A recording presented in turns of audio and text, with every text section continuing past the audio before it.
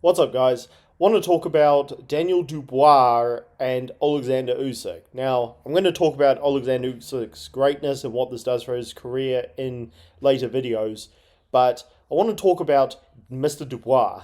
And I know it sounds harsh to kick someone when they're down, but Daniel Dubois did a lot of trash talking before this fight, so he's going to deserve a bit of bringing down to earth, from, so to speak. I'm gonna pull him up on some of the things he said, but in this video, I want to talk about why he really got beaten in a one-sided fashion, and the fact that he did quit again. Now, I'm going to do a follow-up video to the one I did yesterday about Tim Tszyu, because some people in the comments pulled me up on his saying that Tim Tszyu has no quit in him and has incredible heart. They said, well, he did quit. I'll get on to that. But I want to talk about Dubois.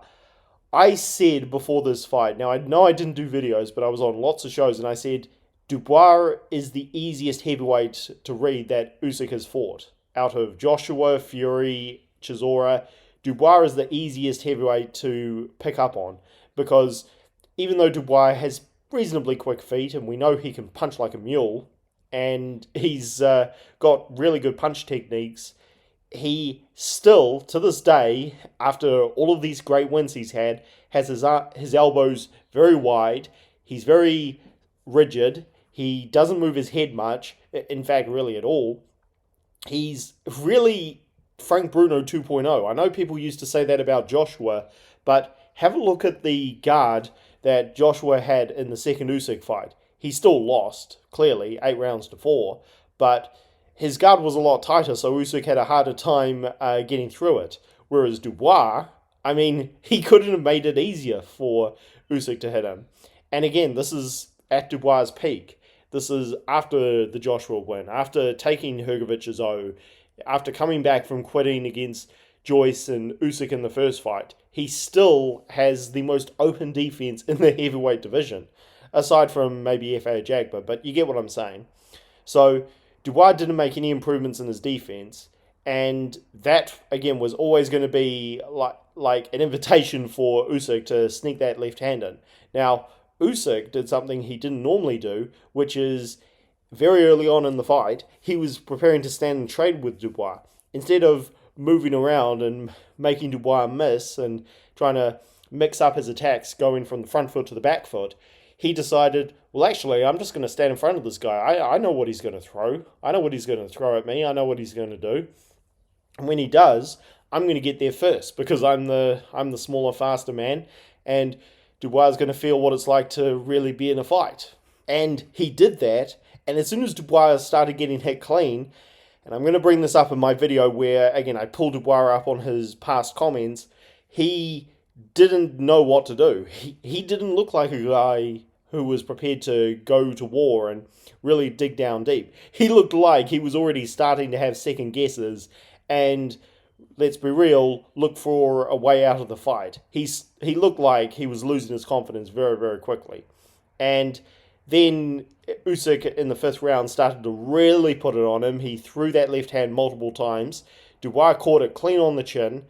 The way Dubois reacted, it looked like he could have stood up from that shot. I personally think Filip Hrgovic hit Dubois cleaner with more right hands in the first fight when he tried to get Dubois out early, and Dubois stood up to it. So against Usyk, I think it was more or less the same as the first fight, where he quit based off of a jab. He got hit clean. I think he could have stood up to it, but he didn't want to. And again, this was early on in the fight. This was not after any mysterious low blow, which was low. I've said that on multiple shows. This was not a controversial moment. He did hit Usyk low. He didn't have any real major success. He just took a few solid punches and was like, well, that's me. I'm done. Thank you very much. See you again.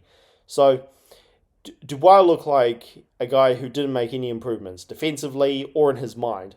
After all that talk, which again I'm going to pull him up on, of I'm prepared to go out on my shield, I will not be denied, I will not fall, Usyk's in trouble, he's an old man, blah, blah, blah, or yelling at Usyk, shoving him at the face-offs. It didn't improve Dubois' confidence. He really started second-guessing himself as soon as he couldn't hit Usyk.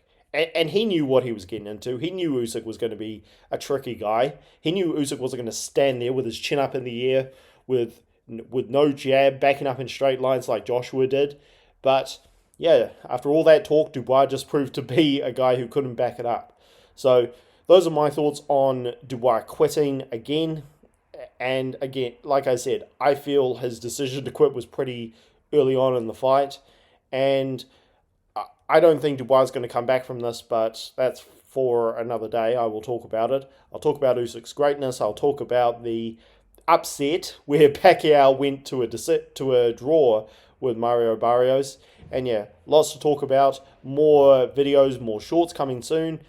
Hope you guys enjoyed this video, and I'll catch you later.